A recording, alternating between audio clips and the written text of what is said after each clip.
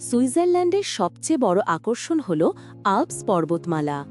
এই পর্বতের বরফে ঢাকা চূড়াগুলো দূর থেকে দেখলেই মনে হয় আকাশের সাথে যেন মিশে গেছে।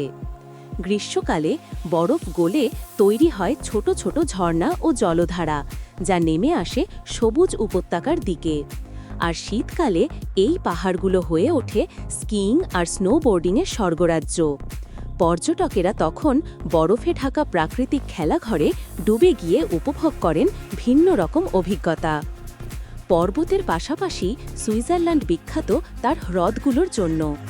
জেনেভা লেক, জুরিখ লেক কিংবা লুসার্ন লেক, প্রতিটি হ্রদই যেন আয়নার মতো শান্ত ও ঝকঝকে। হ্রদের চারপাশে দাঁড়িয়ে থাকা ছোট ছোট রঙিন বাড়ি, ফুলে ভরা বারান্দা আর পেছনে পাহাড়ের দৃশ্য মিলিয়ে তৈরি করে এক অপূর্ব রূপ। অনেক পর্যটক নৌকায় চড়ে হ্রদের মাঝখানে গিয়ে সূর্যাস্ত উপভোগ করেন, যা সত্যিই অবিস্মরণীয় এক অভিজ্ঞতা। সুইজারল্যান্ডের গ্রামগুলো আলাদা করে উল্লেখ করার মতো।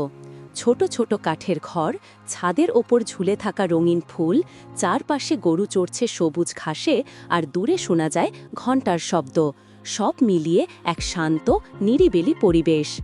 এই গ্রামগুলোতে গেলে মনে হয় সময় যেন ধীরে চলে, আর মানুষ প্রকৃতির সাথে মিশে গিয়ে জীবনযাপন করছে। প্রকৃতির সৌন্দর্যের সাথে সাথে সুইজারল্যান্ডের আবহাওয়াও ভ্রমণকারীদের জন্য আকর্ষণীয়। গ্রীষ্মকালে পাহাড়ি ফুলে ঢাকা উপত্যকা আর সতেজ বাতাস মনকে প্রফুল্ল করে তোলে। শীতকালে বরফে ঢাকা দৃশ্য যেন পুরো দেশকে পরিণত করে দেয় সাদা চাদরে মোড়া এক রূপকথার রাজ্যে। এছাড়া সুইজারল্যান্ডের বনভূমিও চমৎকার। ঘন জঙ্গল, পাইন আর ফার গাছে ভরা অরণ্যগুলোতে হাঁটলে মন ভরে যায় সতেজতায়। শরৎকালে যখন পাতার রং বদলায়, তখন এই বনভূমি রূপ নেয় লাল, হলুদ আর কমলার এক চমৎকার চিত্রকর্মে। সবশেষে বলা যায়, সুইজারল্যান্ডের প্রকৃতি এমন কিছু যা শুধু চোখ দিয়ে দেখলেই হয় না, হৃদয় দিয়ে অনুভব করতে হয়।